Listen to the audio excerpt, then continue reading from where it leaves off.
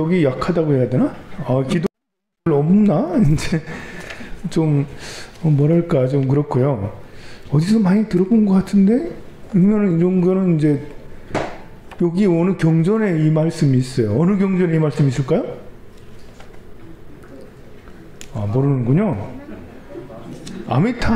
아미타경에 보면 아미타경에 이거는 이제 낯이 익은 게 아미타경에 보면 중후반부쯤 가면 똑같은 말씀이 또 반복되고 또 반복되는데 열애가 지금 불가사형 공덕을 찬탄하는데 동방에서도 아촉배불 수미상불 대승불 이렇게 한 다음에 넓고 큰 강가에 모래수만큼 많은 부처님께서 삼천대천세계를 두리덮는 강곡하고 진실한 설법으로 말씀하시기를 너희 중생들은 모든 부처님들께서 한결같이 찬탄하시고 항상 보호하시며 염려해 주시는 불가사의한 공덕이 있는 이 경을 믿으라. 이렇게 하고는 그 다음에 남방세계에서도 일월등불, 명문과불, 대형경불, 수미등불 이렇게 하고 이렇게 잘 믿으라 라고 하고 사리부라 또 서방세계에서도 무량수불 이렇게 하고 믿으라 라고 하고 북방세계에서도 염견불, 대승불 이렇게 부처님이 항상 보호해주고 이렇게 하니까 믿으라 라고 하고 하방세계에서도 상방세계에서도 육방세계에 다 얘기를 해요. 설법을 그렇게 하십니다. 그래가지고 처음에 이렇게 아미타경을 접할 때는 그냥 한 방에 가지 왜 이렇게 6번이나 반복해서 하는 거지? 할 정도로 여기는 한 방에 갔잖아. 여기는 지금 이제 동방세계 쭉 가면서 서방세계, 북방세계, 상방세계, 하방세계 쭉 해서 이렇게 나왔는데요. 아미타경에 나오는 그런 굉장히 중요한 중후반부에 있는 부분이에요. 굉장히 많은 부분을 차지해요. 그럼 그 말은 여러분들이 아미타경을 별로 독송 안 해봤다는 얘기네. 예. 독송할 일이 잘 없네 아미타경, 그죠? 우리 사찰에서 제일 많이 독송하는 경전은 뭐겠어요? 당연히 천수경이 1위, 천수 1위, 금강경. 더 1위가 있군요. 반야신경. 반야신경 무조건 1위죠. 이게 천수경, 금강경 이렇게 이 경전이 가장 많이들 독송하는 경전이고 더하면 관세보도 보문품, 관세 보문품. 이것도 역시 많이 독송 하나요? 합니다. 보문품도 많이 해요. 그리고 경전 중에는 그 다음이 아미타경. 다른 또 있나요? 여러분 생각나는 경전 중에 많이 독송하는 거. 그래요. 여기 그 다음이 지장경일 수 있겠네요. 지장경 다음이 아미타경일 수도 있겠네요. 삐까삐까해요, 사실. 우리가 이제 황룡사에서는 정토 극락세계 왕생해야 된다고 왕생 기도를 그렇게 많이 안 해서 그렇지 우리 한국불교 동양의 동북아 3국은 극락세계 정토종이 굉장히 강하기 때문에 아미타경이 정말 중요한 경전입니다. 이게 뭐 주문을 외우면 이제 주문 중에 가장 많이 외우는 게 뭐 광명진은 온만이 반명 그 온만이 반명은 뭘 육자대명 왕진원 대명 왕진원 있고 그 다음에 이제 그 신묘장구 대단하니 신묘장구 대단하니 요게 제일 이런 것들이 제일 많이 그 주문을 외우죠. 요 주문 말고 또 뭐 있나요? 많이 하는 게 천지팔량 신주경은 아미타경 뒤에 천지팔량 신주 좀 뒤로 경전이고 주문은 이제 이렇게 3개 하고 거기에 뭐 더하면 능엄주도 많이 하진 않아요. 이렇게 뭐 광명진원, 육자대명 왕진원, 신묘장구 대단하니 요 진원들을 제일 많이 하죠. 뭐 춘부다란이도 있고 또 뭐 무슨 주문도 있더라. 그런 것도 있는데 요 3개를 가장 많이 하고 그러죠. 그 중에 이제 여기서는 아미타 부처님의 이런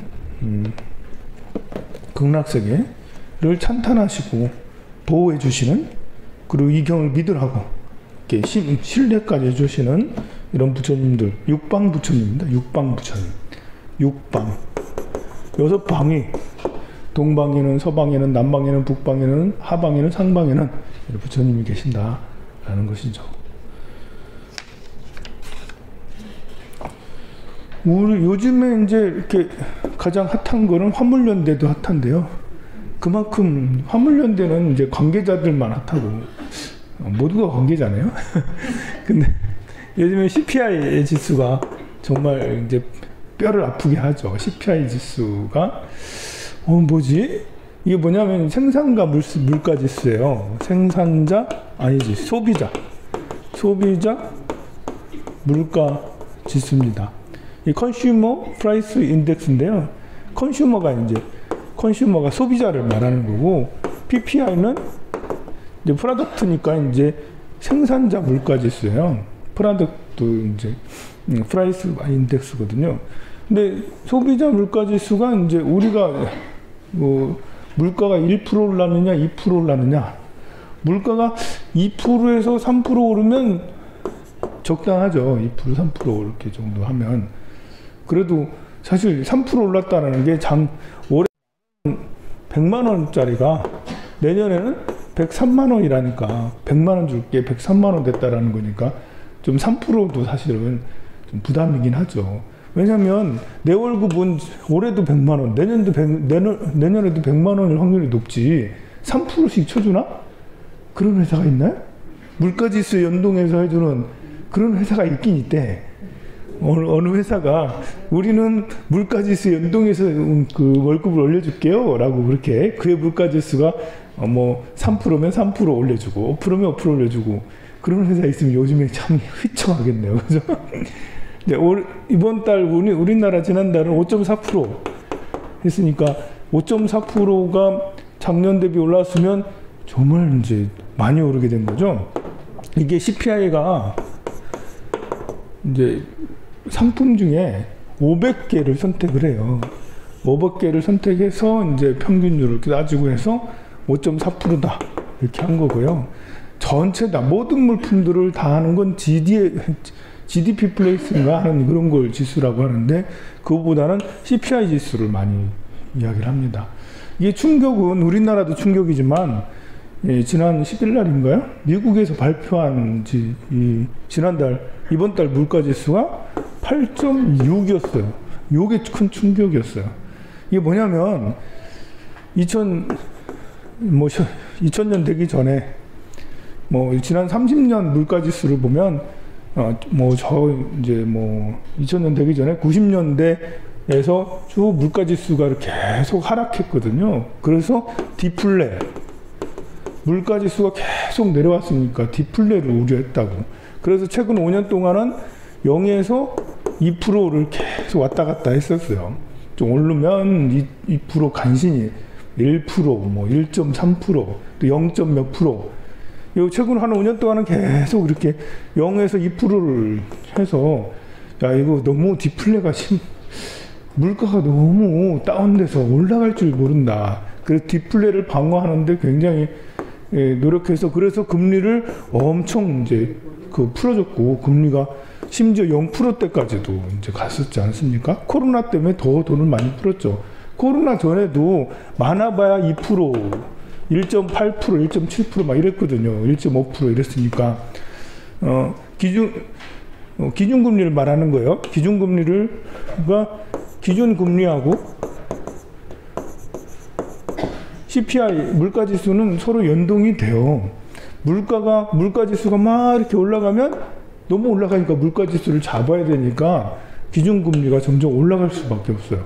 근데 2021년 작년 연초부터 갑자기 이게 물가 CPI 지수가 올라가더니 이제 그 3% 여기 2%를 뚫고 넘어가서 3%, 4%, 5%, 6%, 7%, 8%까지 올라간 거죠. 이게 이제 지난달이 8.5%였거든요. 미국이 지난달 발표하기를 8.5% 물가지수 상승했다. 그러니까 1년 반, 2년 동안 정말 수직 상승한 거예요. 2, 3, 4, 매달마다 3, 4, 5, 6, 7, 8 이래서 8.5%면 야, 이거는 정말 하늘을 뚫는다. 야, 이거 더 가는 거 아니야? 했는데 지난달에 8.3%가 된 거예요.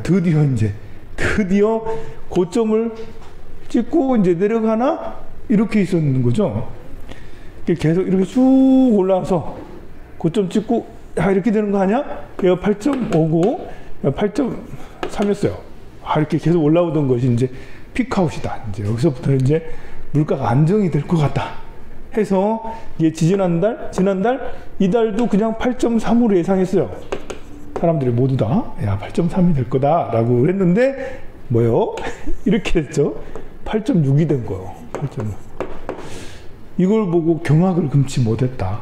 왜 그러냐면 이게 이제 전 고점을 뚫었다라는 이게 이제 중요한 거예요. 우리가 그래프를 볼 때 이게 이제 고점이라고요? 이제 고점에서 이제 내려왔으면 이게 다시 이게 고점을 뚫기가 쉽지 않아요. 고점을 갔다가 다시 저항을 맞고 내려올 확률이 높은데 고점을 뚫어서 8.6이 됐다라는 것은 천장이 열렸다라는 거거든요. 위로 얼마든지 더 올라가 10%도 될 수 있고 15%도 갈 수도 있다라는 그런 공포 심리가 큰 거예요. 만약에 8.5%라면 이게 8.5하고 8.6하고 분위기가 많이 다른 거죠. 8.5로 나왔으면 그 가슴이 서늘하고 이거 좀 무섭고 이렇게 하는데 그 8.4면 그래 8.3, 8.4 그래 좀 희망 그래 역시 좀 물가가 이렇게 하다가 내려올 거야. 그런데 8.5면 야 똑같으니까 고점 원래 이제 쌍고점 있거든요. 쌍고점 와서 다시 내려오는 거 아니야? 이렇게 할 수도 있는데 이게 됐으니까 8.6이 됐으니까 이 저항을 뚫고 갔으니까 더 상승 여력이 훨씬 더 크다라는 거예요. 뭐 이게 물가가 이렇게 더 올라가서 9%까지 올라가서 다시 이제 여기 내려왔다가 다시 올라갔다 이렇게 내려와서 이렇게 하면 헤드 앤 숄더라고 해가지고 왼쪽 어깨, 머리, 오른쪽 어깨에서 이렇게 내려가는 그런 것도 될 수도 있지만 어쨌든 여기서 한번 쭉 올라갔다는 것 자체가 여기가 9%가 될지 10%가 될지 모른다라는 거예요. 그러니 이렇게 이러면 인플레가 너무 심하다. 물가 지수가 이렇게 올라가면 인플레가 심한데 인플레를 잡기 위해서 연준은 할 수 있는 방법은 거의 유일하게 한 가지죠. 인플레 잡는 딱 한 가지는 금리 인상. 그래서 내일 모레인가요? 이제 연준 또 회의를 하게 되는데 거기서 75bp를 75bp를 인상할지도 모른다. 지금까지는 50bp만 생각을 했거든요. 이게 bp라는 게 그냥 몇 프 0.75% 이렇게 생각하면 돼. 0.75 bp를 계산할 금리를 그런 식으로 짜증나게 해주죠. 0.75% 하면 될 거 가지고 bp라는 용어를 왜 써가지고 금리를 0.5% 인상할 거라고 다들 그렇게 생각을 했는데 물가 지수가 이렇게 8.6까지 올라가니까 0.75%를 올릴 거다. 지금이 이제 1% 정도 되나요? 지금 1.5%인가요? 1.25인가요? 1.5인가요? 그러면 여기에서 0.75가 되면 2%가 된다는 거잖아요. 우리나라는 1.75 정도 되나요? 우리나라 현재 기준금리가? 2%는 아직 안 됐죠? 1.75 정도 될 거예요. 1.75. 기준금리가 1.75 정도 되는데 미국은 좀 더 낮잖아요. 근데 한 번에 0.75를 올린다고 생각을 해봐요. 굉장히 센 거잖아요. 그러니까 1.25에서 갑자기 2%가 되는 거니까 아니면 1.5에서 갑자기 2.25%가 되는 거잖아요. 야, 1.5에서 0.75면 좀 세네? 1.25에서 0.75를 더하면 2%도 쉽지 않은데 2.5면 와닿는 분위기가 확 다르고 여기에서 또 문제가 뭐냐면 다음 달 0.5냐 0.75냐 또 이제 불안감이 생기는 거죠. 다음 달도 또 올릴 거 아니야? 0.5를 올리냐 0.75냐? 그럼 다음 달은 어떻게 되는 거야? 2.5는 무조건 넘는다는 거잖아요. 다음 달이 되면 금리가 미국의 기준금리 무조건 2.5가 넘으면 우리나라도 빅스텝을 할 수밖에 없죠. 우리나라가 지금 1.75 정도 되면 다음 달 2.5가 미국이 예상되면 우리나라는 이제 다음 달 2.75 정도는 최소한 돼야 되는, 미국보다 약간 높아야 되니까. 우리가 경기가 진짜 나빠지면, 우리가 저성장을 하면 미국보다 금리가 낮아질 수도 있다는 예상도 하고 그래요. 자, 미국보다 낮아져도 우리 걸 안 팔고 간다. 그냥 있다고 한다고 그러죠. 우리가 경제 성장률 기준이 1%대, 1점 몇 프로, 2%가 넘지 않고 그러면 어쨌든 미국은 이렇게 해서 다음 달은 2.5%가 될 수 있겠다라는 생각이 들어요. 우리가 지금 1.75%인데도 불구하고 기준금리가 그렇다는 거지. 실질적으로 여러분들이 생활하고 있는 느낌, 생활금리 이런 거는 이렇게 보통 그냥 4.5% 뭐 이래저래 낮게 신용을 쓰면 4.5%, 담보가 좋으면 한 3%는 하겠죠. 이제 여러분들 2%대에서 3%대로 올라왔을 거예요. 그렇지 않고 신용이 약간 더 들어가면 4.5%. 그것도 1금융권이나 그런 거지. 이게 만약에 이제 저게 2.5%에서 우리가 2.75% 된다 이러면 5%에서 6%가 된다는 거죠. 은행들도 마진을 해야 되기 때문에 이제 우리가 예금금리를 기준금리보다 조금 높게 받죠. 그래서 예금 2년 적금 묶어놓으면 지금 2.5% 받죠? 새마을금고는 조금 더 받을 수 있나? 뭐 그러고 있어요. 근데 이제 이렇게 되면 현금을 가진 사람은 그러면 그럼 3%에서 4%짜리 나올 수 있겠네 상품이? 근데 대출을 더 많이 받았으니까 어쨌든 이렇게 해서 금리 인상이 굉장히 높아질 것 같다. 이래 되니까 모든 이제 이렇게 자산 운용가들은 안전자산이 있고 위험자산이 있는데요. 안전자산은 국채 등의 이제 채권들을 안전자산이라고 그러고, 위험자산은 이제 주식, 또 그리고 이제 코인, 이런 것들이 위험자산인데요. 위험자산은 이제 수익률이 보장이 안 돼 있거든요. 국채는 지금 10년물 국채가 3.3에 미국 10년물 국채가 3.3인 거예요. 3.3%. 10년물 국채를 사면 이자를 3.3% 그냥 주는 거야. 우리가 적금 드는 것보다 훨씬 낫죠. 그럼 우리나라 국채는 4.4%가 넘은 거예요. 우리나라 국채는. 미국 국채가 3.3%니까 우리나라 3.8이나 뭐 이렇게 되는 거예요. 우리나라 국채가. 그러면 3.8% 10년물이면, 아니 지금은 2년물도 3%가 넘어요. 5년물도 3.2% 뭐 이래 되고, 그러면 일단 2년물 국채 사면 당연히 2% 이상, 3% 이상 주는데 누가 여기 위험자산으로 가겠어요? 요거는 내려가기만 내려가. 그래서 위험자산을 팔고 채권으로 들어가는 이제 자산 운용가들이 굉장히 많죠. 그래서 금리하고 자산 운용하고 밀접한 관계가 있어서 금리가 높아지면 높아질수록 안전자산은 수요도가 높아지고 위험자산은 계속해서 팔아버리고, 여기에는 비율을 예전에는 50%를 여기에다 위험자산을 넣었다면 40%, 30% 금리가 올라갈 때마다 10% 이렇게 점점 줄일 수밖에 없죠. 그러면 당연히 위험자산들은 자산가가 하락될 수밖에 없습니다. 여기 위에 주식 코인뿐만 아니라 이제 농산물, 뭐 이렇게 농산물 선물이라든지 원자재도 다 위험자산에 들어가거든요. 그러니까 원자재도 지금 뭐 이렇게 떨어지든지 높아지든지 변동폭이 굉장히 크니까요. 그래서 위험자산이 폭락을 해서 어제인가요? 비트코인이 10% 이상 폭락했다. 그렇지 않아도 고점 대비 지금 반토막 이상 났잖아요? 고점 대비 한 60%밖에 안 되는데 고점 비트코인이 거기에서 다시 10% 폭락하니까 정말 곡소리 나고, 그리고 이제 미국의 이제 3대 지수도 이제 S&P도 그렇고 다우도 그렇고 이렇게 그 지수들이 5%, 3%에서 5%까지 그 폭락을 하게 됐어요. 이게 지수가 이제 3% 폭락이 되면, 어제 보니까 4.7%인가요? 나스닥이 4.7%인가 내렸는데요. 지수가 4.7%면 종목은 그냥 7%씩 하락했다고 하면 돼요. 어제만 그런 게 아니거든요.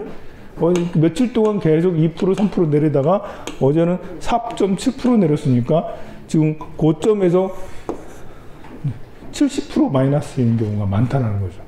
뭐 테슬라 이런 것들은, 애플 이런 것들은 그렇게 70%까지 빠지진 않았지만 그 이외에 중소형의 그런 이제 것들은 고점에서 70%. 내가 100만 원 주고 샀다면 30만 원이라는 거지. 70%면 100만 원에 샀는데 30만 원밖에 안 남았어. 이게 나만의 일인가? 아니라고. 나만의 일이 아니고 들어간 많은 사람들이 100만 원에 샀다가 30%인 게 지금 곧 이런 상황에 이른 것이, 그래서 지금 현재 CPI 지수가 뜨거운 주제가 돼서 이걸 어떻게 해야 되나 이런 물가는 계속 더 상승을 할까 안 할까. 우리는 5.4%인데요 더 오를까요 안 올까요? 지금 전기세 당장 올려야 되죠. 예, 한전이 전분기 1분기가 7.8조 그러니까 8조 원 마이너스예요. 한국전력이 1분기만.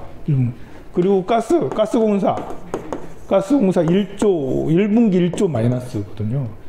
그러면 전기 최소한 10% 이상 올려야 되고, 10% 가지고 안 되죠. 20% 이상 올려야 되겠죠, 전기세를.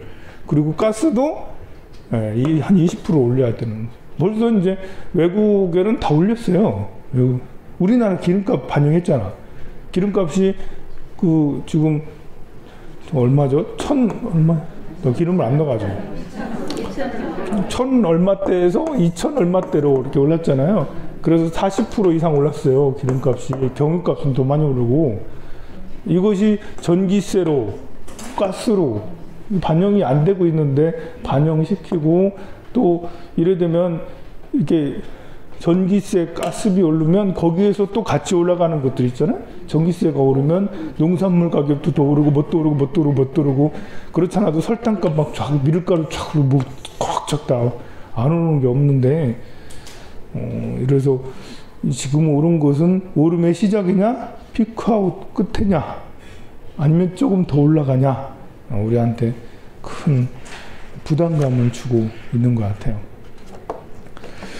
그래서 지금은 뭐 이렇게 많은 사람들이 채권이나 이런 곳으로 투자를 하는 이런 경우가 훨씬 더 많고 그렇습니다. 그런데 이제 이것들도 우리가 아무리 기준금리를 올려도 기준금리를 3% 이상 올리는 건 정말 큰 문제예요. 그러기가 어려워요. 미국도 그렇고 전 세계 유럽도 그렇고 우리나라도 그렇고 이렇게 국가부채가 워낙 많기 때문에, 특히 미국은 엄청나잖아요. 근데 3% 이상이 되면 계속 이자만 내기도 바쁘니까, 그래서 3% 이상까지는 올리지 않을 것 같다. 아무리 물가가 고공행진을 해도 옛날에 여러분들 80년대 90년대를 생각해봐요. 1억 넣어놓고 있으면 부자 된다니까요. 1년 지나면 1,000만 원 2,000만 원 붙어 있어요. 3년 지나면 한 5년쯤 되면 원금 다시 1억 2억이 된 거예요, 보면. 근데 그때는 이제 10%씩 12%씩 그 이자율을 붙여가지고 그렇긴 한데, 지금은 그렇게는 어려울 것 같다. 국가 부채가 워낙 많기 때문에. 또 우리나라가 만약에 기준금리가 3% 넘어가면 개인이 다 무너져요. 우리나라는 개인의 이제 그런 부채들이 워낙 높아가지고 3% 이상 되면 개인이 월급을 아무리 많이 받아도 월급에서 100% 그냥 이자를 내야 되는 그런 상황이 발생이 돼서 좀 어렵습니다. 자, 96페이지.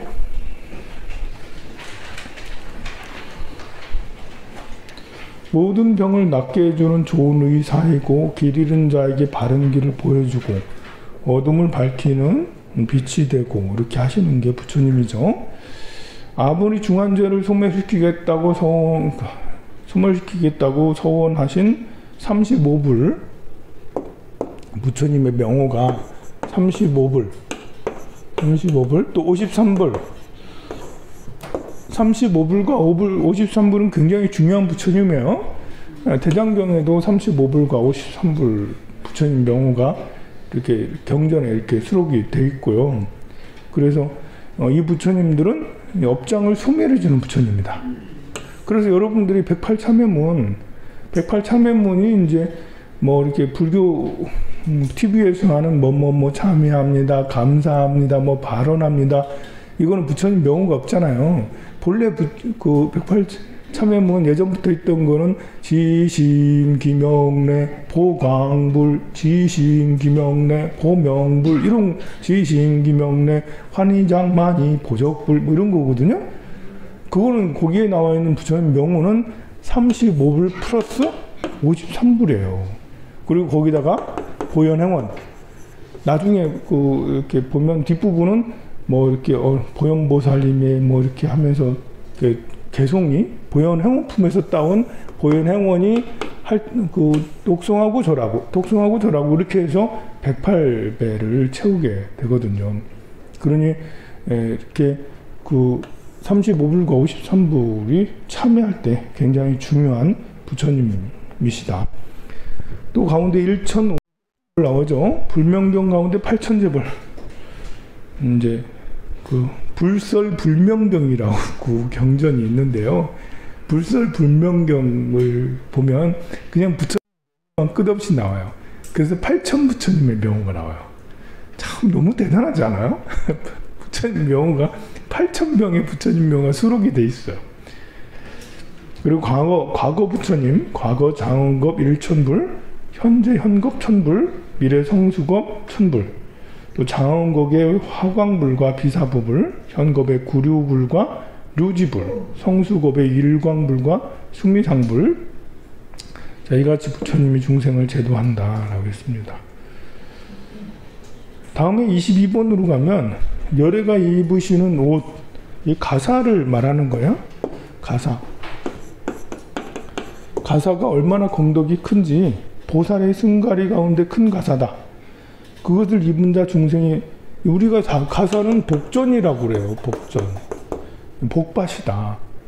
근데 그 아금정대 수화론 이렇게 하면서 우리가 늘 정대하면서 가사를 이렇게 수하잖아요. 그 가사를 수할 때 항상 이렇게 무상복전이라고, 항상 복전이라고 생각을 해요. 그래서 내가 지금 정대 수하니까 이렇게 부처님의 뜻을 이루게 해달라고 그렇게 하면서 가사를 읽는데요. 그것을 만든 자 수승한 과를 얻는데요. 이거 가사를 누가 이제 보호를 하냐면 대범천왕과 재석천왕이 앉아서 가사 입은 자를 보호를 하는 거죠. 가사를 수한 자를 보호를 합니다. 그리고 사방의 천왕들이 시위를 하죠. 용왕이 입으면, 용이 모두 다 이렇게 선하고 훌륭한 게 아니죠. 용왕 8부신 중에요. 천, 용, 야차, 가루라, 긴나라, 마호라가, 인비인. 이런 게 이제 이렇게 8부 신중인데요. 신장님들. 8부 신장이에요. 천은 하늘세계에는 착할까? 아무래도 하늘세계 하나님이니까 착할 수도 있겠죠. 그죠? 성경에 보면 결코 안 착해요. 성경에 보면 무지막지합니다. 막 이렇게 몰살시켜요. 완전 대량살상. 대량살상하는 게 천입니다. 용은 선할까? 했을 때 용이 이제 이렇게 그 헐리우드 영화 보면 용이 막 날아다니면서 마을을 막 불태우고 막 그러죠. 재물을 좋아해가지고 재물을 엄청 쌓아놓고 막 용의 굴을 가면 재물이 막 호빗 같은 거 보면 나오잖아. 호빗. 재밌어요. 호빗 보면. 야차는 그야말로 괴물입니다. 괴물. 부처님 신중이라니까 이런 분들이. 가루라, 긴나라, 마호라가 뭐 이런 게 모두 다 소의 탈을 쓴 뭐 양의 탈을 쓴 뭐 이런 거 전부 다 괴물입니다. 가루라는 이제 금시조라고 해가지고 날아다니는 용을 잡아먹는 새. 용도 천적 있다. 용을 잡아먹는 새. 어떻게 보면 무시무시해요. 그런데 가사를 용에 덮어주면 용이 착해진다. 이제 나오잖아요. 용왕이 그것을 입으면 금수가 해치려는 독한 마음이, 이 금수가 해치려는 독한 마음이 사라져요. 사냥하는 이가 이걸 걸치면 짐승들이 공경한 마음을 일으켜요. 찬양하는 살심이잖아요. 살심을 품은 이가 가사를 딱 수하면 살심이 막 사라진다는 거죠. 야, 이게 이제 여기 이 내용을 잘못 읽으면 거꾸로 엄청 오해할 수도 있어요. 사냥하는 자가 이것을 입으면 갑자기 그 동물들이 착해지니까 사냥하기가 더 좋아. 사냥하기가 더 좋아. 이 가사 입은 공덕이 크고 가사의 역할이 부처님이 전해주신 우리 부처님이 전해주신 상징물이죠. 부처님의 가오갑비가 계속해서 내려오는. 그리고 우리가 그냥 가사를 입는 게 아니고 비구 250개의 개를 받으면서 가사를 받습니다. 250개 개를 주면 그냥 했다 이런 게 아니에요. 여러분들은 이제 5개 받을 때는 불살생, 불투도, 불사음 할 때는 느낌이 그렇게 얼마나 강렬한지 모르겠지만 이제 비구계를 받거나 3위계 받을 때는 정말 장엄하게 이렇게 비구계, 3위계를 설해 주시거든요. 개체가 형성이 돼요. 개체가 형성이 되어서 가사를 수할 수가 있는 거예요. 아무나 가사 입는다고 가사가 딱 들어맞고 이런 게 아닌 거죠. 개를 반드시 수해야지. 개를 반드시 받아야지 가사가 어울리게 되는 거야. 받기 전에는 가사를 아무리 입어도 이게 지옷이 아닌 거예요. 이게 안 어울리는 거예요. 그래서 좀 약간 타중단을 비유하면 안 되는데 좀 이상한 종단, 그냥 이름만 대면 종단 이렇게 해가지고 하는 돈만 내면 승려증 해주는 종단이 있어요. 그런 분들이 승복을 입거나 아니면 가사를 입으면 뭔가가 안 어울려. 이상이 안 어울려. 스님 같지 않은 이런 느낌이 있는데요. 개체가 형성이 제대로 안 되고, 그러니까 마음도 그런 거죠. 그런데 개체가 형성이 됐다 해도 악한 마음을 품는 사람도 있는 거예요. 출가할 때는 안 그래도 출가 생활을 하고 절 생활을 하다 보니까 좀 나빠진 상태가 있을 수 있죠. 이러면 참 문제인 거예요. 왜냐면 가사를 입으면 여기서 나온 것처럼 힘이 강해져요. 본인이 착해져야 되지. 착해지고 상대가 나를 바라보는 것도 그러면 좋아지고 이래야 되는데 처음엔 착해졌는데 이게 2년이 지나고 3년이 지나고 하다 보니까 영악해져. 그게 이제 눈치가 싹 보이는 거지. 이제 욕심이 막 일어나는 거죠. 근데 상대가 나를 바라보는 건 똑같아. 그러면 이제 이렇게 사냥꾼이 가사를 입었으면 사냥하는 마음이 안 사라졌어. 그런데 동물들은 다 오셨습니까? 이러고 있어. 그럼 사냥꾼은 줍줍줍줍줍 줍줍줍 하면 그냥 되는 거예요. 이게 이렇게 종교라는 게 무서운 거예요. 그래서 무섭다 할 수가 있는 거죠. 이게 그러니까 스님 중에 이렇게 그냥 떠돌이 스님도 있지만 총무원장이야. 총무원장 스님이면 이제 아무나 총무원장 시키겠어요? 아니죠. 조계종 12,000명의 스님들 중에 뽑혀서 총무원장 한 거잖아. 제일 큰 스님 아니야. 총무원장이니까. 그러면 이제 여기 이 스님이 명패가 이렇게 완장에 관이 딱 휘어졌으니까요. 사람들은 이 관을 명예만 보잖아요. 근데 이 사람이 욕심이 많다. 이러면 이 앞에서 모두 다 엎드려서 이렇게 다 하면 줍줍줍 하면 되는 거네? 줍줍. 이래서 어마무시한 재물을 모으는 사람도 있을 수 있다라는 거죠.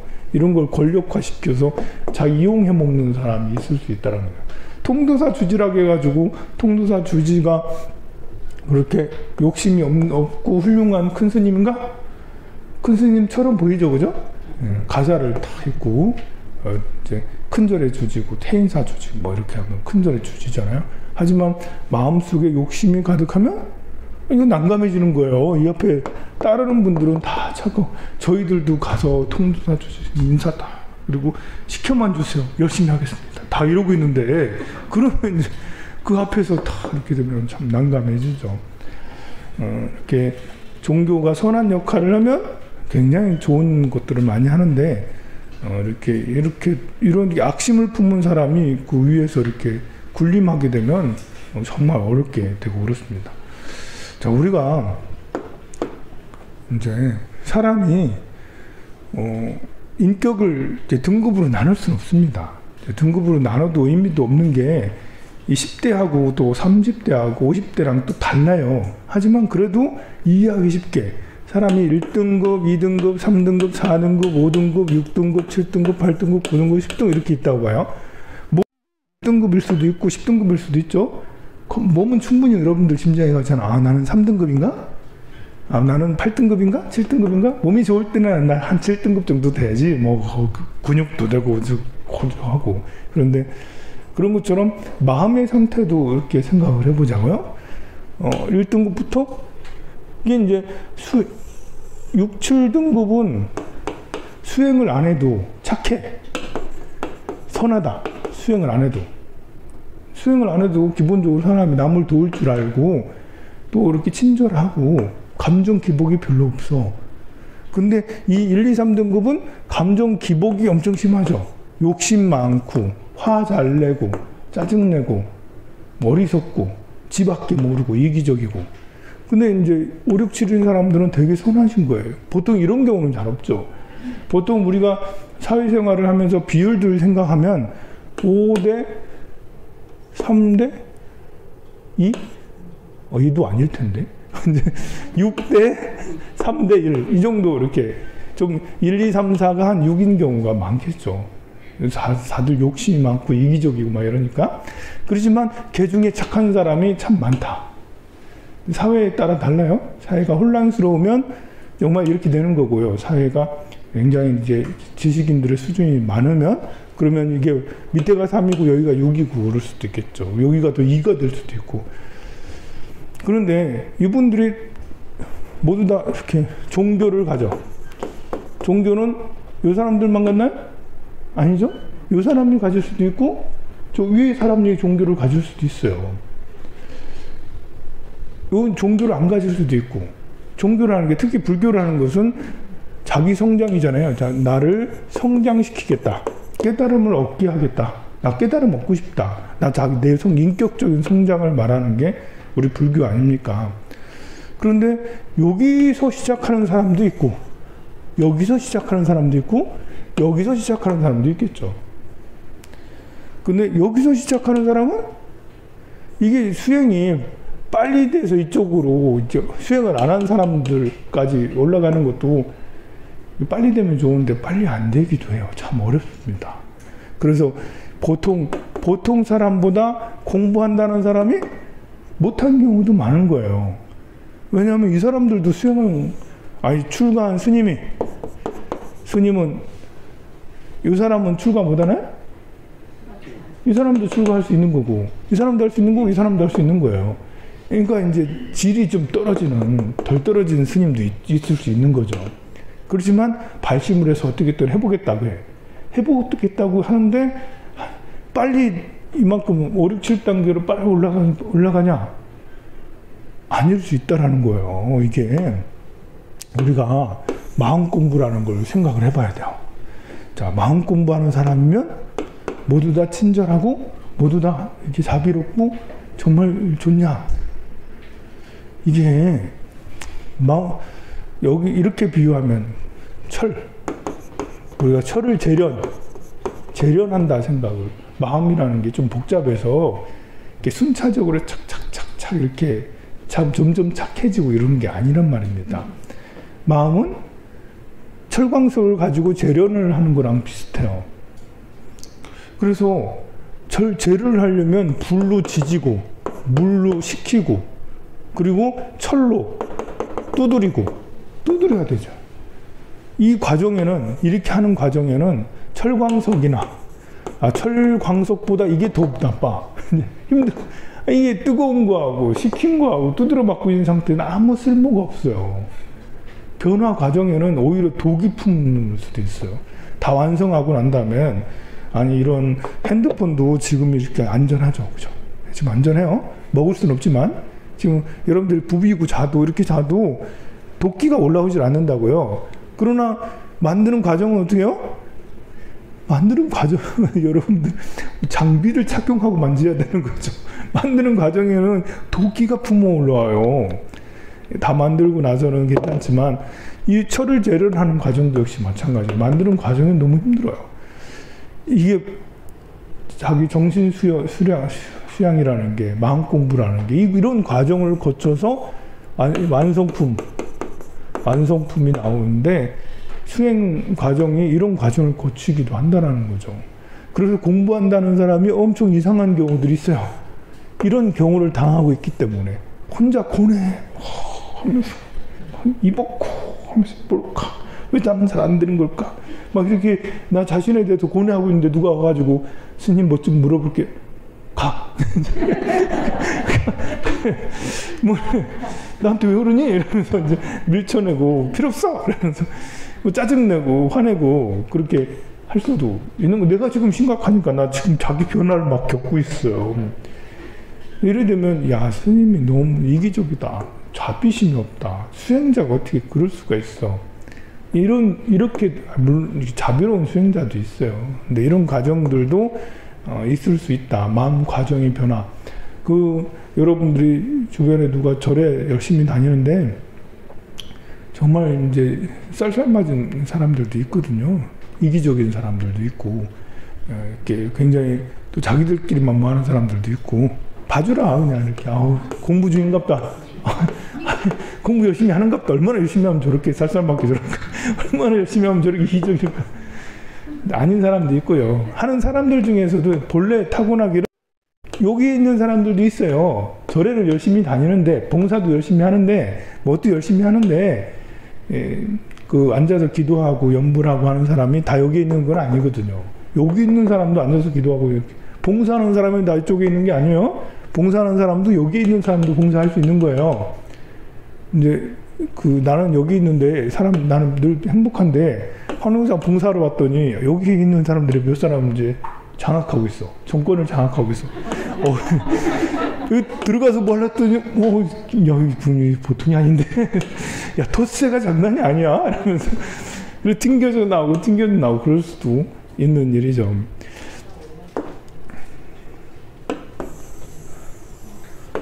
그래서, 이제 이렇게, 이런 마음 공부라는, 이제 이런 것들도, 이렇게 상황에 따라서, 이렇게, 그러니까 근데 요분들은 수행을 하면, 이분들이 수행하면 훨씬 더 빨리 잘 가겠죠.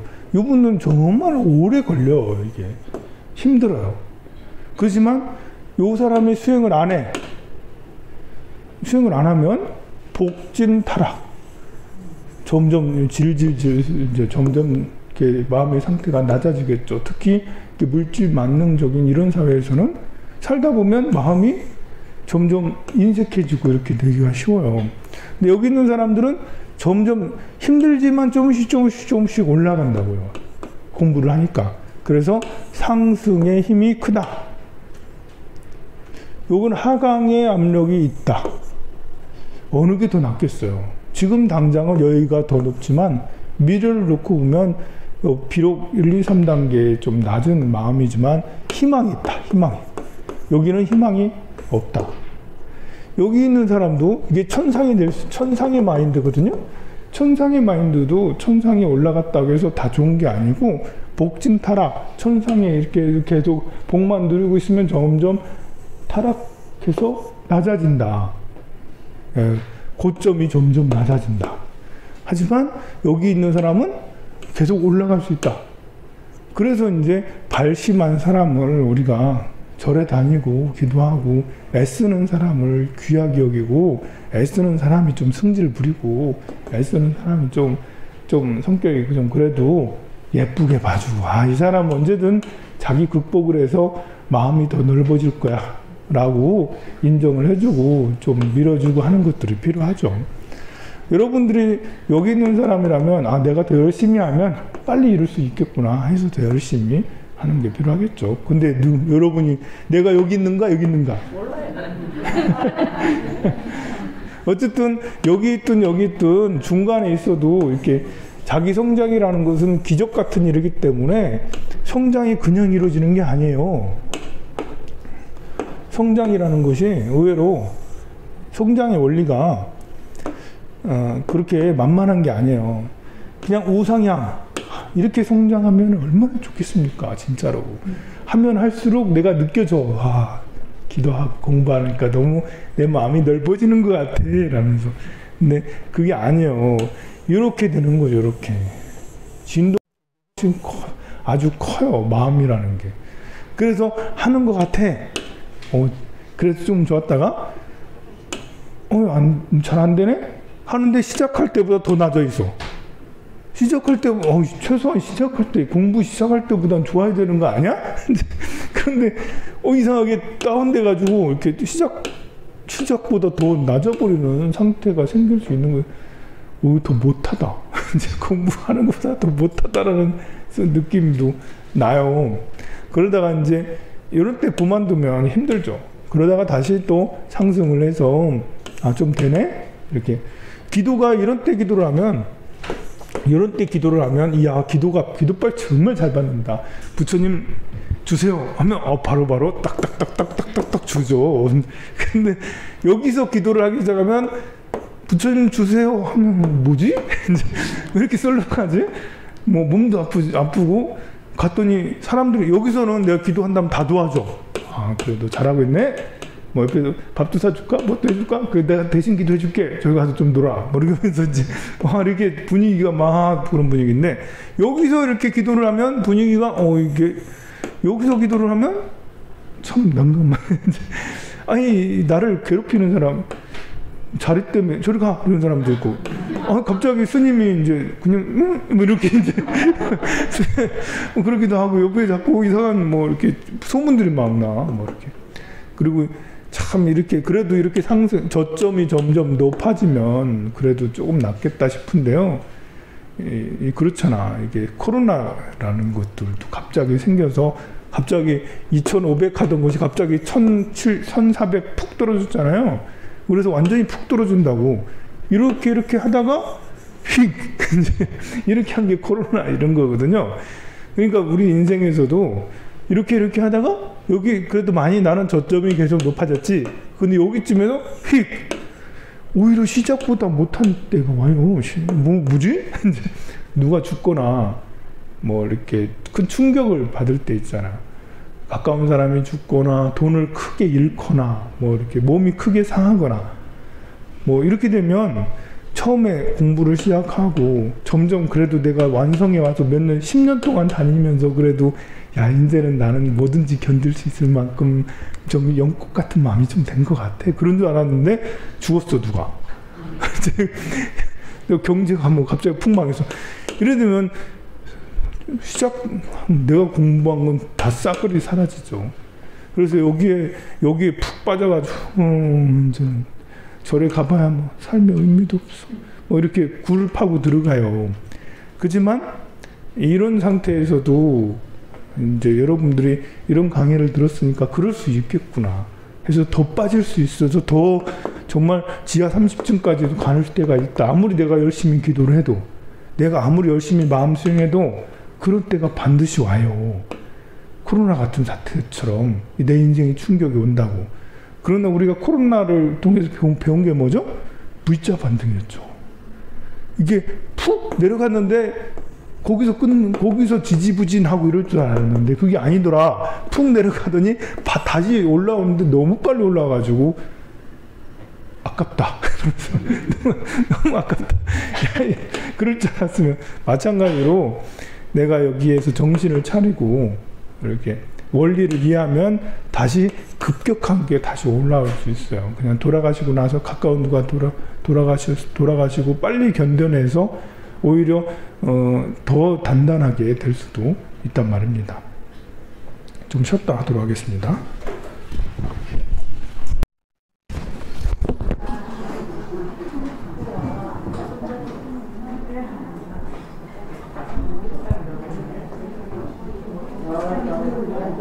네, 맞습니다. 여기 황룡사에서 전통등 문화개성위원 지도자 교육이 있어요. 이게 선착